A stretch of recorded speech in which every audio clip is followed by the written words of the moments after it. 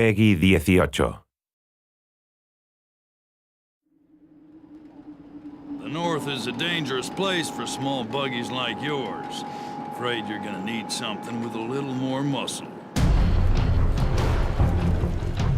Fundamentally, a first-person shooter needs to pull the player into the action, to have him ducking and dodging in his chair what he sees coming at him on the screen. But with Rage, we've gone beyond that. There's so many different things to do. There's so many characters to interact with. There's this world to explore. There's vehicles to drive. So it just becomes immersive on so many levels that when the player is in it, he's engaged with not just the action, but the story, the characters, the world.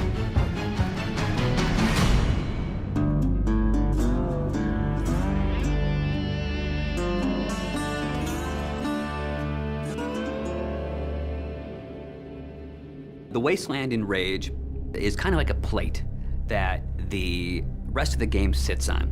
As you travel around, you'll discover that there's these entrances to bandit hideouts and mutant caves and old sewers and things. Listen, don't you go trekking around down there without some serious firepower. In Rage, we try to make the game open but directed.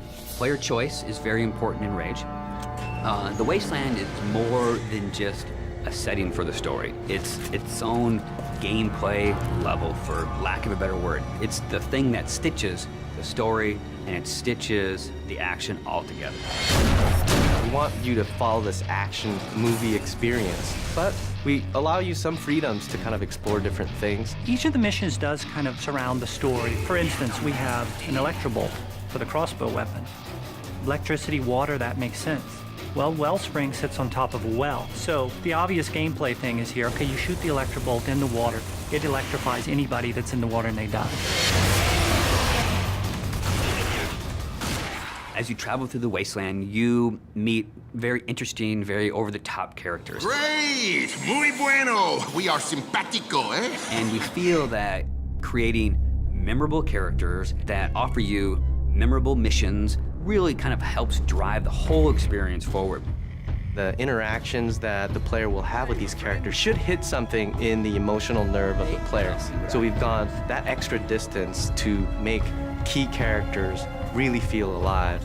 So you know when you go talk to Dan or the J.K. Styles, the producer of that crazy TV show, or the sheriff, you forge these relationships with them. And they give you lots of bits of the story, but you live through the rest of those elements.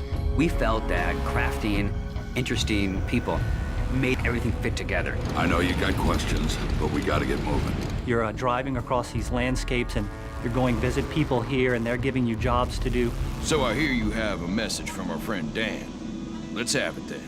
One of the things that we discovered with Rage is when people saw us drive around, shooting other cars, they immediately said, I want to do that in multiplayer. So we've taken the best parts of the vehicle combat from the single-player experience and added a really fun, intuitive multiplayer experience with it.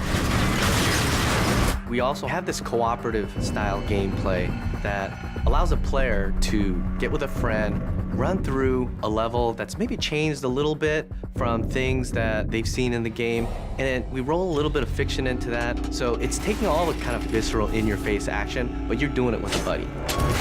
We really have the best of both. We have great co-op missions and some great vehicle multiplayer. We want to provide this smorgasbord of different things that the player can do so that they can become immersed with other things rather than just a critical story path.